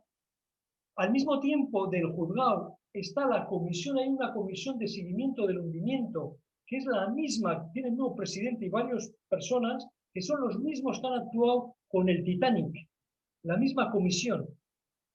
Y todos establecen al final la total absolución del capitán Turner. El capitán Turner de la segunda explosión, cuando le dicen precisamente a ver si es debido a ese armamento, dice que no, que posiblemente en esos estudios, o ya lo que ellos pensaban era que podía ser la gran presión que existe dentro de las propias tuberías de la caldera, que con el estallido, con el impacto, pues esa presión hace que estalle la caldera. De hecho, salta para arriba, bueno, ya sabéis que eso suele ocurrir en muchos hundimientos y sobre todo en uno así con esta fuerza, que se chupa todo para abajo, ¿no? De hecho, y esto es verídico, esto aparece en muchos documentos, el detective Pierpoint y otras personas son absorbidas por la última de las chimeneas cuando va a entrar. Y luego son expulsados otra vez, que salen con todo, bueno, sin ropa prácticamente, todo negros, todo totalmente, pues bueno, de los hollines y tal. Y entonces es una de las explicaciones que dan. Bien, ha habido luego, ya estamos hablando ya recientemente, incluso hubo un magnate americano que gastó una fortuna, llegó a comprar el pecio de Lusitania, porque se sabe muy bien dónde está, y además no está tampoco a tanta profundidad. Y bueno, y han bajado con muchos artefactos modernos de hoy en día, que pueden verdaderamente con robots y más estudiar muy bien. Han hecho luego pruebas de laboratorio y al final han llegado a varias conclusiones. Ninguna era que podría haber explotado el armamento, pero tampoco está claro. Tampoco está. Realmente es difícil saberlo. Lo que sí se sabe es que, y además la Sala 40 lo tiene registrado en las conversaciones que le captan al capitán Switcher cuando ya está volviendo ya a su base, capta diciendo cómo está hablando al alto mando, diciendo cómo han disparado porque ya se ha recorrido por todo el mundo, claro, la voz de que Lusitania se ha hundido, eso fue impresionante, fue todo el mundo, todos los periódicos de la época. He procurado ver los periódicos de la época, que por cierto, además, antes también de que se me olvide, había un bilbaíno en ese barco. Los periódicos españoles de aquella época lo declaran como un héroe, además como un héroe. Aparece en el libro también una reseña, Vicente Gaña. Hay una asociación, además, en el mundo, está en inglés, me parece, solo, sobre Lusitania, y entonces ahí siguen muy bien con todas las personas que viajaban, que desaparecían. Ahí tenemos muy bien, lo han estudiado mucho, lo tienen también muy bien. Y aparece como digo, Vicente Engaña, era joven entonces, sí que es verdad que debió hacer bastantes pues ayudas, diríamos, a personas, pues, para ayudarles. Se ve que hay de todo, porque había otros que hacen todo lo contrario. Pero en fin, como digo, con ese conocimiento que existe y con todo, en ese momento, el impacto que había sido del hundimiento de Lusitania, la Sala 40 que está siguiendo las conversaciones, las interceptan, las descifran, y verdaderamente se establece que solamente ha disparado un torpedo. O sea que la segunda explosión está claro que no está debida a un segundo torpedo, eso queda claro, pero sí que quedan dudas a pesar de todo lo que se ha experimentado y con laboratorios, y ya os digo, además recientemente ahora con todo el conocimiento actual, de que pueden ser varias las posibilidades. Descartan en un porcentaje muy alto que fuera el propio armamento Kiva. Kiva armamento, está claro. Es más, hay dos manifiestos. Un manifiesto que hacen en el momento de la salida, donde ponía menos, y otro que hacen luego posteriormente, un suplemento. Ese suplemento que hacen posteriormente, al cabo de, cuando están ya travesando, no sé si era el cuarto o quinto día, presentan un nuevo suplemento al manifiesto, donde aparece ahí también bastante armamento. En el caso del señor Dickinson y demás, se puede ver que os digo, el capítulo de la Traviata de Verdi, cuando poco antes un agente británico le ha estado diciendo, le cuenta, porque él no sabía lo que había pasado con México, de todo ese tráfico que han hecho un socio de él, lo ha hecho a sus espaldas, eso no se lo perdona. Y luego, posteriormente, cuando está preparando toda la salida, cómo va a salir a través de uno de sus ejecutivos, lo van haciendo con personal de estibadores que tienen ellos ya pues más o menos todo controlado en el puerto, lo tenían con la gente de Cunard y de ellos, en fin. ¿Cómo hacerlo? Pues para que pase de la manera más aséptica posible, ¿no? Entonces hay pruebas absolutamente totales que llevaban. Y efectivamente también los alemanes hablan de eso y dicen, claro, es que al mismo tiempo estaban portando armas que de alguna manera era un objetivo militar. Juan Pedro comenta que existe cierto paralelismo con la explosión del acorazado Maine, quizás, ¿no? que también tuvo una trascendencia para nosotros, sobre todo, en ese caso. Jomin comenta que le ha encantado, que le gustaría, que va a comprar el libro y que le gustaría que en algún momento te pasases por nuestra sede, a ver si pasa toda esta historia del COVID, porque esto normalmente lo hacemos en nuestra sede, que está en el faro de Arriluce, y bueno, que nos dedicases este libro o cualquiera de los otros que tienes escrito. Y pregunta también a ver si el pecio se ha investigado o a qué profundidad está, si sabes algo de eso. Sí, bueno, como he comentado antes, por la última pregunta, efectivamente, se ha investigado mucho, como digo, además recientemente, porque está a una profundidad que pueden bajar muy bien, han bajado además con robots y con toda la tecnología actual. Pues un camarógrafo que estaba sacando la película de la salida de Lusitania, ¿no? Es una película muy bonita, dura poco, y es impresionante porque se ve la gente que está viajando en ese buque que claro, que va a tener esa desgracia unos días después, ¿no?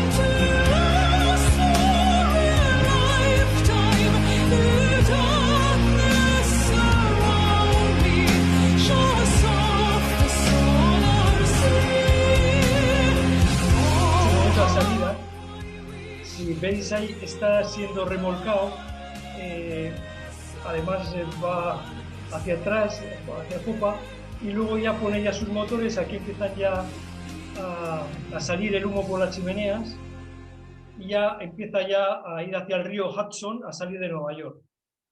Están los prácticos también.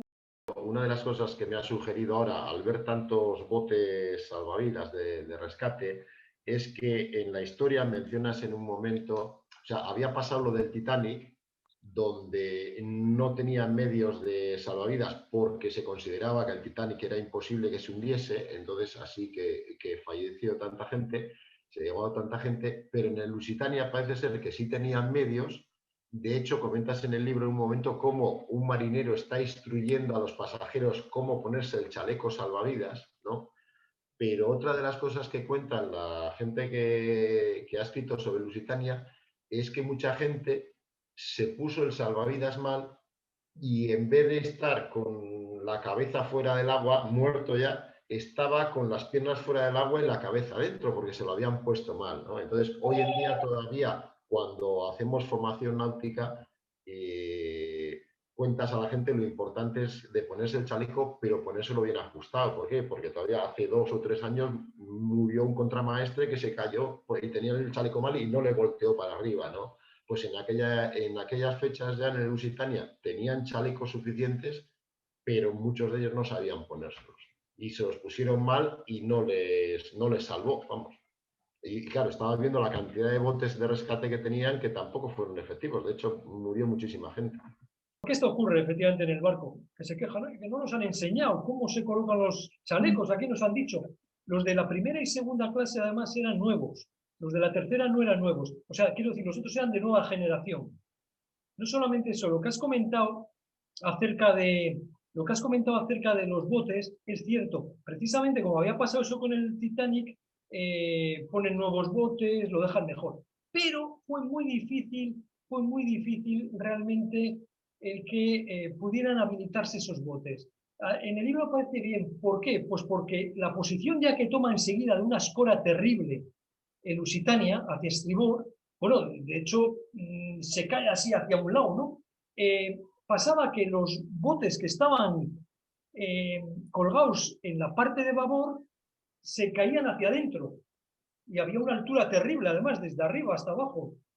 Y los del otro lado de estribor estaban demasiado fuera, de tal modo que no podían llegar hasta los botes. Hay una escena que además está documentada, un capítulo en el cual se ve, pues bueno, ahí se ve también lo bueno y lo malo de las gentes, ¿no? Y alguna persona como realmente, se encara con unos marineros, porque el capitán Turner había dicho que no saltaran porque iba a ser más peligroso, y efectivamente a esos que estaban en ese bote, y al final acaba cayendo, acaban muriendo varias personas, unos boca abajo, otros aplastados, en fin.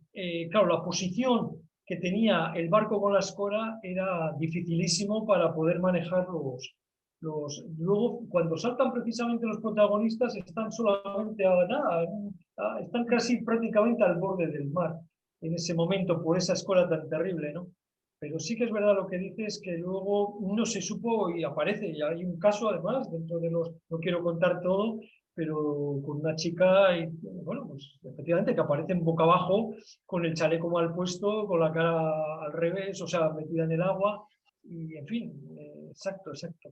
Es una de las cuestiones que efectivamente durante la travesía ya están reclamando algunos, de que, joder, esto nos tendrían que enseñar, que le dice, uno le dice a un marinero, dice, eso, pero dígale al capitán y tal, o díganle al capitán, en fin, que formen aquí a las personas. Había unas instrucciones, pero la gente tampoco lo lee, en fin, en las puertas de los camarotes, pero sí, es verdad lo que dices. Sí.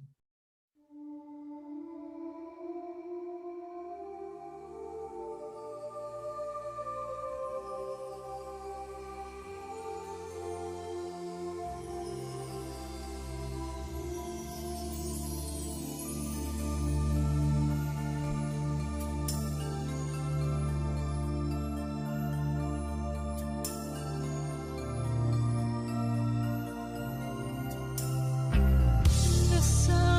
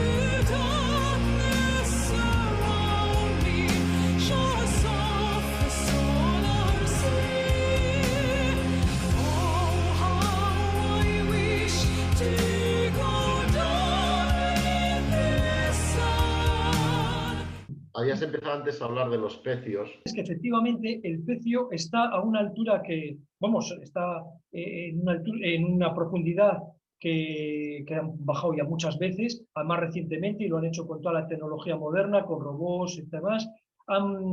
Bueno, hay fotografías del boquete que tiene, a pesar de casi más de 100 años, claro, 105 años que han pasado, sigue estando todavía, pues, que se ve muy bien el impacto, parece mentira.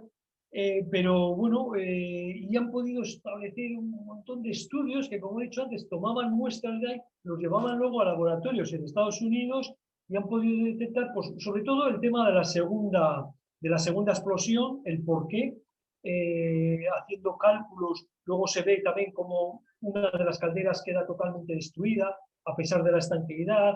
En fin, cómo hay elementos que vienen a determinar que solamente fue un torpedo, que no parece ser que fue por el armamento, pero no está claro tampoco, pero sí que, bueno, que se han bajado y de hecho un magnate gastó millonadas en comprar el pecio. Tuvo muchos problemas con eso y lo quería precisamente, pues, para llevar a cabo el estudio de Lusitania, ¿no? El estudio de todo. Y emplea además todos los medios más modernos que existen con robots para poder bajar, para poder tomar muestras, en fin. Sí, sí, y se siguen haciendo estudios porque el enigma queda ahí, ¿no? De todas formas, por mucho que eso se estudie, hay otras preguntas, ¿no? ¿Por qué no fue nunca escoltado? ¿Por qué no fue? Cuando anteriormente sí que habían sido en otros viajes anteriores, ¿no? ¿Por qué no? Cuando realmente además ese mismo día pasa un acorazado que es escoltado con los destructores, ¿no? Bastante cerca, antes que había pasado el Lusitania. Es más, cuando llegan el acorazado a su puerto de destino, Jules Stone habla en la sala cuenta como una de las posibilidades de mandar a algún destructor a acompañar a Lusitania. ¿Por qué no lo hacen? ¿Quería realmente esto un complot para que entrara a Estados Unidos en guerra?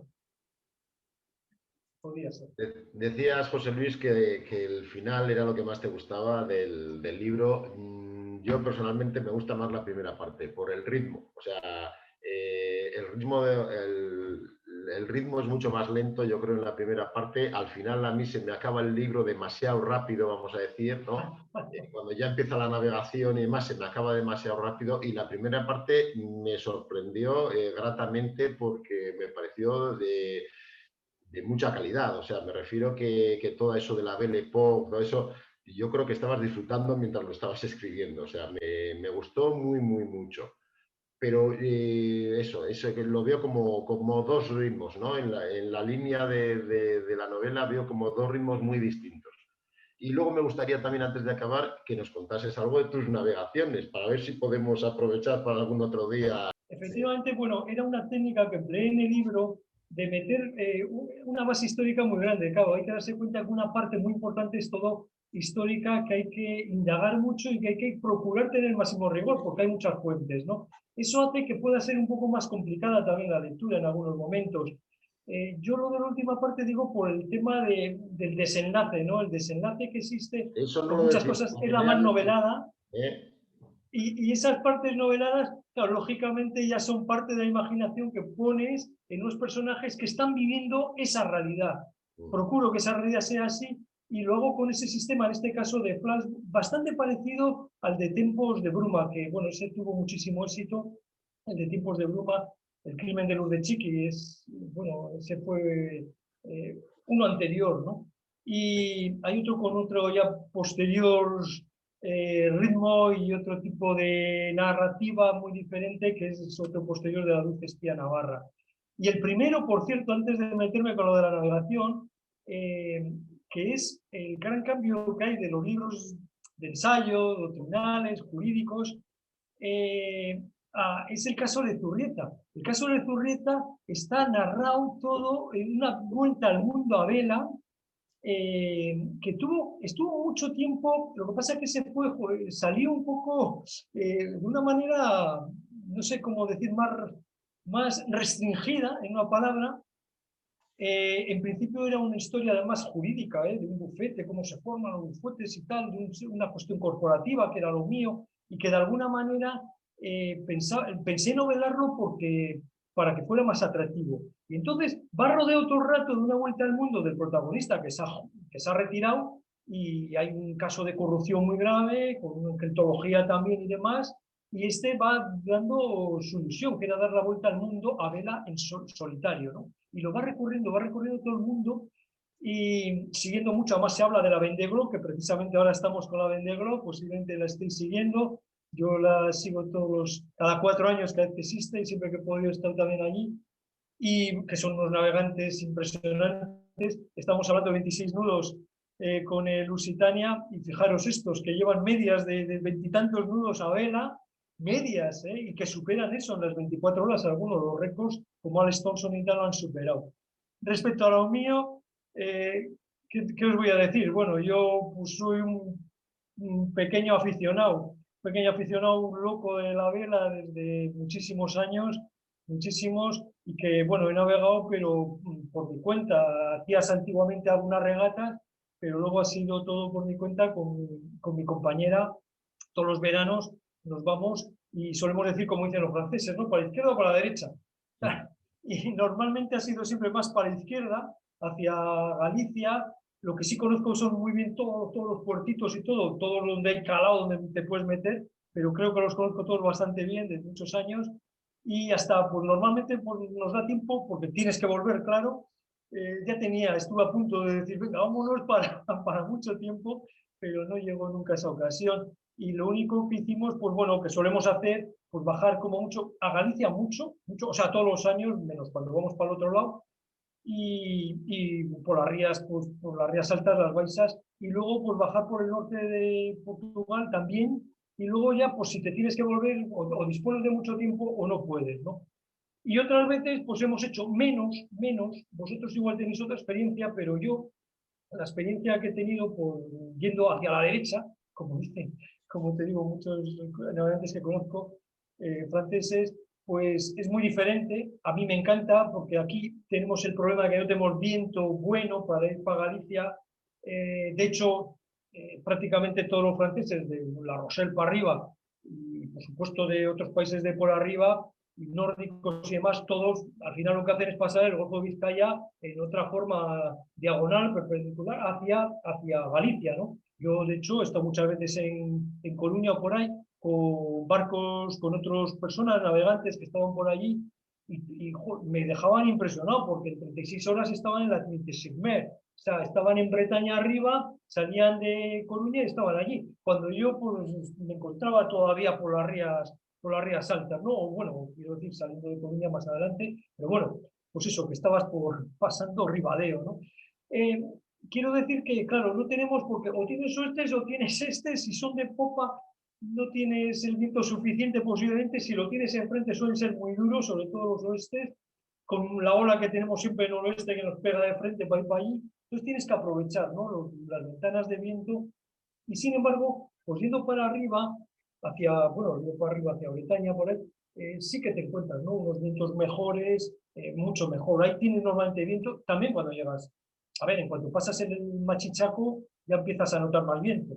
Aquí decimos, yo suelo decir que estamos aquí en el rincón del Golfo de Vizcaya, y bueno, la verdad es que no tenemos buenos vientos, ¿no? En ese sentido. Cuando ya pasas Machichaco ya sueles notar más, luego ya, en cuanto entras también ya en la ría de Santander, ya empiezas ya a notar ya más, y luego pues tener suerte de que vas teniendo más también, ¿no? Cabo Peñas, etcétera, ¿no? Y ya en Galicia ya empiezas a notar ya mucho mejor, y ya no digo nada en el momento de que des la vuelta hacia abajo y vayas a pasar Finisterre, que hay por ahí siempre, normalmente vas a tener, en verano son las nortadas, que te bajan muy fácil, luego tienes que tener cuidado para subir, tienes más problemas, pero para Bretaña pues tienes otros problemas. Para empezar, bueno, tienes que ir directo ya hasta La Rochelle, porque por Medó, Bourgoin, no merece, bueno, yo lo he hecho, pero depende de cómo vayas, de luego no lo recomendaría, porque entrar por allí, bueno, tiene bastante, te desvías muchísimo. Son bonitos, muy bonitos, tanto uno como otro son puertos muy bonitos. Uno tiene mucho ambiente, el de Guayán, el otro no tiene, pero bueno, es lo de los viñedos y todo eso está muy bien. Y luego subes para arriba Por eso casi es mejor hacer directo ya hasta la Rosell, o bueno, Rosell o algún otro puerto que hay por alrededor, ¿eh? A mí me gusta mucho Lorón y algún sitio por ahí. Y luego ya de ahí es que es una parte maravillosa, maravillosa, porque tienes todas las islas, bueno, la isla de Jay, y bueno, todo lo que viene luego por detrás, por delante hasta las de Nantes y todo. Sin embargo, pues no puedes ir en verano. Muchas veces es un problema ir por allí. Vosotros no sé si tendréis esa experiencia, los que tengáis la experiencia, pues, en verano es una locura, aquello está plagado, es terrible, terrible aparte de las mareas, de todo esto. Aparte de eso, es- no puedes entrar a los puertos, tienes que entrar, bueno, si vas en otras épocas sí, ¿eh? O sea, yendo pues, en junio, por ejemplo, en mayo también incluso, pero en pleno verano aquello es impresionante. Es la parte, yo creo, mayor con no sé, Nueva Zelanda, ¿eh? Pero no que Nueva Zelanda por ahí, pero lo de daros cuenta, están los mayores astilleros de vela del mundo, por todo lo que es la zona de la Rosell para arriba, ¿no? Y bueno, ahora están con la Vendée Globe. Aparte de eso también, que hay muchísimas regatas por ahí. Entonces, muchas veces estás, joder, a mí me ha ocurrido en entrar, llegas a una isla, meterte en un puerto y es que es imposible entrar. Aparte que tienes que estar con las mareas, ojo, que tienen muy importantes las mareas que aquí, que esto es un chollo lo que tenemos por aquí. Un chollo que entra a las 24 horas y tal, ¿no? O sea, joder, sin preocuparte ni de calaos prácticamente, ¿no? Si conoces un poco. Pero por ahí no. Entonces, sí que es verdad que joder, hay demasiado, hay mucho barco, hay mucho navegante en Francia, no tienen títulos, pero tienen un conocimiento grandísimo. Bueno, todos estos de la Vendée pasan mucho por la escuela de Renans, que eso es una escuela de verdad que es impresionante. Y bueno, hacer lo que hace, ¿no? Porque el récord está ya en 74, lo dejó este chico, ¿cómo se llama? Ay, no me sale el nombre del rubio este que ganó hace 8 años. Luego en 4 años, luego el récord del Banco Popular, que pasó un poquito más, y bueno, este año han entrado con 79, me parece que, ¿no? Con 79, así tal, no han tenido tampoco la suerte, porque este año ya llevaban encima los alerones, estos, los Los spoilers, fuegos. y pues van volando, que casi no tienen rozamiento con el agua, ¿no? Pero hay tienen mucha afición terrible, todo el mundo navega, todos los navegantes que quieren luego regatear bien van para allí, precisamente. Hay unos astilleros impresionantes. Solamente verlos por fuera lo recomiendo porque, bueno, luego el Museo de Loguian, por ejemplo, ¿no?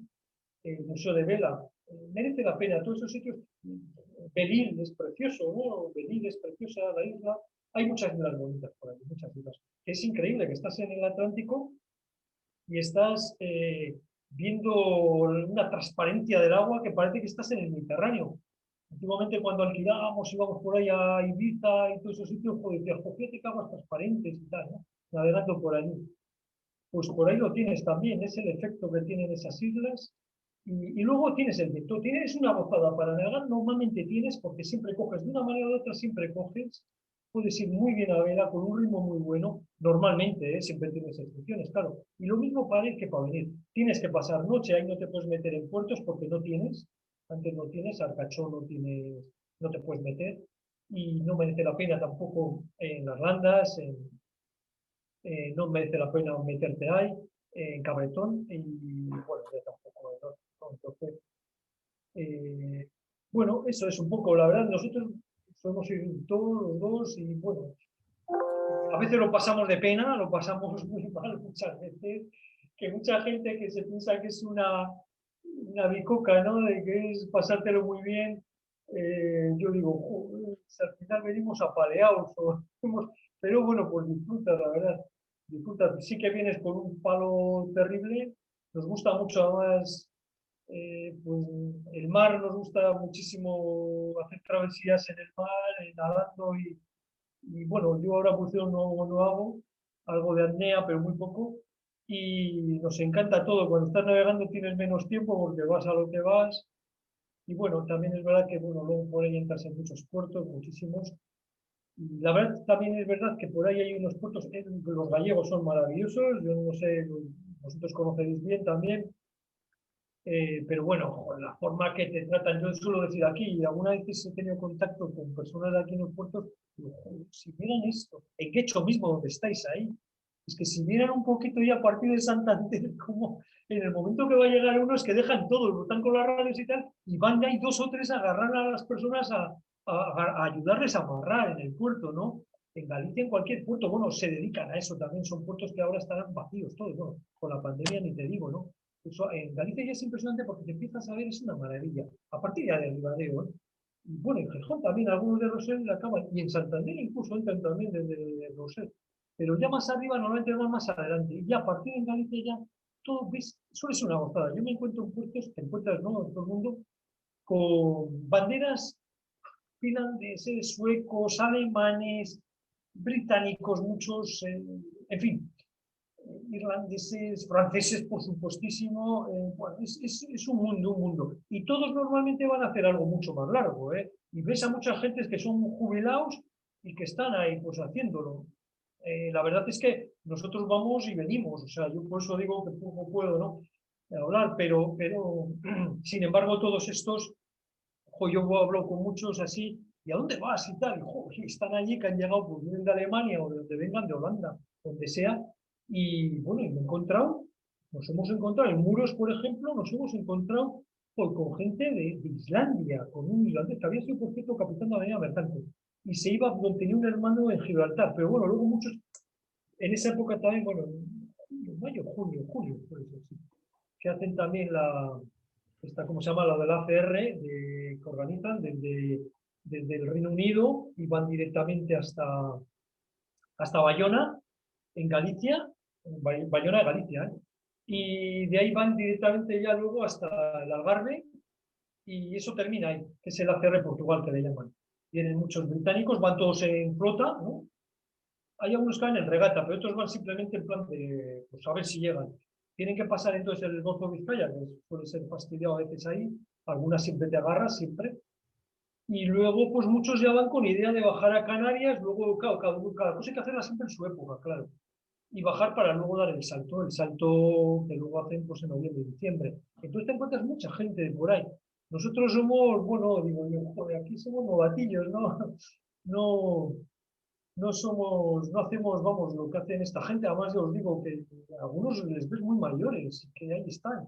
Joder, que te pega paliza, ¿eh? Te pega paliza, depende de, bueno, nos hemos encontrado de todo, por días de malísima mar, que te llega alguno solitario y que se ha venido desde no sé qué punta y ya están pasando pues todas las tormentas esas nocturnas, ¿no? Siempre te coge alguna, también, está claro que siempre pasas algún susto, bueno, más de uno siempre, por mucho que lo lleves bien planificado, que yo procuro, pero bueno, pero pocos puedo hablar de eso, la verdad. Este año ha sido, por cierto, en muchísimos años ha sido el único año que no hemos salido con el tema de la pandemia y nos hemos quedado por aquí, estuvimos todo el verano por aquí y pues, andando por aquí, vamos, sin salir. Pues lo de las ballenas lo estuve leyendo, lo de las orcas, estuve leyendo. Hay un libro, joder, maravilloso, hay un libro maravilloso que por cierto, y es verídico, es un caso real, que hace muchos años, que una orca le hunde el barco, un velero, estando ya cuando habían salido de esto, ¿cómo se llama? Joder, si lo diré. Hay las islas estas, vamos, en el Pacífico, no me sale ahora el nombre. Habían salido allí, iban ya hacia Australia, pensaban hacer, ¿no? El viaje. Y justo salir de allí, de estas islas, que no me sale ahora el nombre, que son conocidísimas, vamos. Y vamos, hay una orca, les pega un golpe terrible, eran barcos, claro, estamos hablando, no sé qué edad era esto de los 70 aproximadamente. Y quedan hundidos, y encima llevan una porquería de balsas salvavidas y un bote. Consiguen salvarse después de 50, 70 días. Tengo un libro por aquí y es impresionante ese libro. Si a alguien le interesa, le puedo buscar el título porque es impresionante. Y fue con una orca que, en fin, dicen que tampoco es que sean malas y no sé por qué además iban sobre todo a los veleros. Y bueno, pues que, bueno, sí que he visto. Parece ser que es bueno poner el motor entonces. Pero sí que este año leí bastantes, estuve siguiendo lo demás el tema, porque aparecieron bastantes por esa zona, además es una zona que andamos mucho. Bueno, andas mucho, porque por todos los sitios que nombraban, por Estacadabares y por ahí, claro, tenemos que pasar de todas, Cabo Ortegal, tal. Es una zona impresionante, hemos pasado muchas veces que no se ve nada, con niebla total. Ahí tienes Tienes en las rías por ahí, tienes para hacer fondeos, una maravilla, eso es una maravilla, los sitios que hay. Y luego ya ni te cuento, bueno, las Rías Baixas incluso tienes, joder, que es como pues, hasta 15 millas y tal, ¿no? Y tal, te metes por ahí, eso son... Y encima tienen viento, por ahí sí que tienen un viento bastante bueno, ¿eh? Para navegar. Joder. Lo malo suele ser subir, tienes que esperar un poco de ventanas, pero subir, bueno, porque tienes el viento enfrente, claro. Tampoco puedes hacer bordos ahí, porque no... Bueno, lo que hacen estos de Avendebró, pero fijaros por dónde entran, van muy afuera, ¿no? Muy afuera. Hay que tener cuidado ahí en Galicia más de la autopista que hay de los mercantes, pero bueno, está bastante afuera, ¿eh? En las cartas y los mapas parece que está muy cerquita, pero hay mucha separación como para que vayamos. Y luego, pues, bueno, ya tuvo el anterior, pues, Samantha Davis, esta se pegó en Galicia contra un pesquero que no debía llevar el ice y acaban de salir del Sable d'Olón en la anterior edición del Sable de la Vendée. Ya están ya llegando los últimos, las últimas personas. Este año había varias chicas además, son solitarios, como sabéis, totalmente solitarios, no pueden tener ayuda de nada, de nada. Es para mí, lo trato mucho en el caso de Zurrieta, que es muy bonito, es de suspense, es de tal, lleva cosa jurídica, pero al mismo tiempo de vela, y es el Everest, más todavía, porque daros cuenta que una persona sola no puede dormir. Esto es que lo hace Ugarte lo hizo, pero bueno, el libro de Ugarte es muy bonito, el libro de Ugarte Sí, que cuenta la travesía que hizo, ¿lo habéis leído? sí, sí. Sí, es muy bonito, con una editorial de juventud, me acuerdo que era, lo leí un par de veces hace ya mucho tiempo.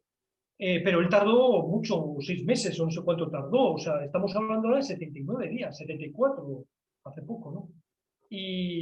Pero claro, hay que estar durante todo ese tiempo sin poder dormir nada más que ratitos de minutos que estás así durmiendo y tal.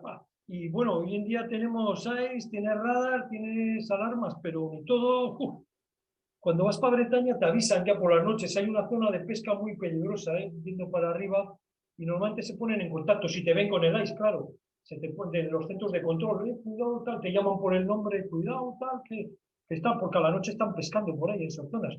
Claro, te entra el sueño, estás que no ves, ya está, te quieres estar solo con una persona y no, tienes que estar, claro, y dices, joder, ¿cómo aguantas tanto tiempo sin dormir? Yo es que digo, pues es terrible, terrible. Por eso digo, subir el Everest será durísimo, pero hacer esto, que lo hacen solitarios, sin ninguna ayuda, de momento que tiene ayuda, ahora mismo hay 2 personas que recibieron, una fue en Ciudad del Cabo y otra persona un poco más adelante, una mujer también, una tal Isabel, que tuvieron que, vamos, un agujero o un ovni, y tuvieron que irse una en Ciudad del Cabo y la otra en Brasil. Llegó a, bueno, un puerto importante, se fue acercando poquito a poquito hasta ahí, pudo ir sola. Y bueno, y esas ya, como luego ya tuvieron que entrar al puerto y ya tuvieron una ayuda, ya descalificadas totalmente. Pero bueno, cada día aprendes algo y bueno, poco a poco vas aprendiendo. Lo bonito es que, bueno, disfrutemos también en el mar.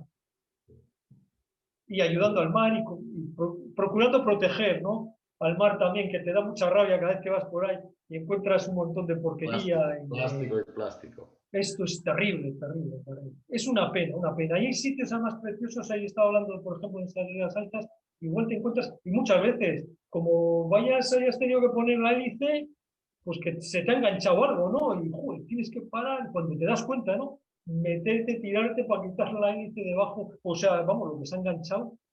A uno de la Vendegolo lo ha pasado este año eso. Pero bueno, son cosas que tenemos que procurar a ver si se conciencia a todo el mundo y que protejamos los mares, porque sin el mar no tenemos nada, la verdad. Gracias por la presentación del libro. Aquí lo tengo, me lo he leído, que consta, a ver, que lo pongo al derecho. En la portada aparece el caso Lezurrieta, que has comentado antes de... En la solapa de la... En la contraportada, en la solapa de la contraportada, y te invitamos a que nos presentes también el caso Lezurrieta. Bueno, Y además también está ambientado en la vuelta al mundo a vela, pues sería también, si tienes tiempo, pues nos tienes a tu disposición. Ya, José ya lo Luis. haremos algún día. Antes ha preguntado alguien que para firmarlos, desde luego que, vamos, que si tenemos ocasión, con mucho gusto y con todo, vamos, el placer del mundo, de poderos dedicar el libro con todo mi cariño, vamos, y con todo el afecto. No sé, a Guecho, claro, bueno, alguna vez entras y, bueno, puedes ir allí, pero cuando vas navegando, a ver si pasa esta maldita pandemia. Y en cualquier caso, bueno, si tenemos oportunidad o alguien quiere, cualquier oportunidad que podamos tener para, si quiere que se lo firme, desde luego lo haré con encantado. Muchas gracias, José Luis. Nos vemos pronto. Y Y vamos no a dejes de avisarnos si pasas por Guecho. Gracias, gracias. Estaremos en contacto, José Luis. Venga, eskerrik asko. Gabón. Igual, Berlín. Gabón.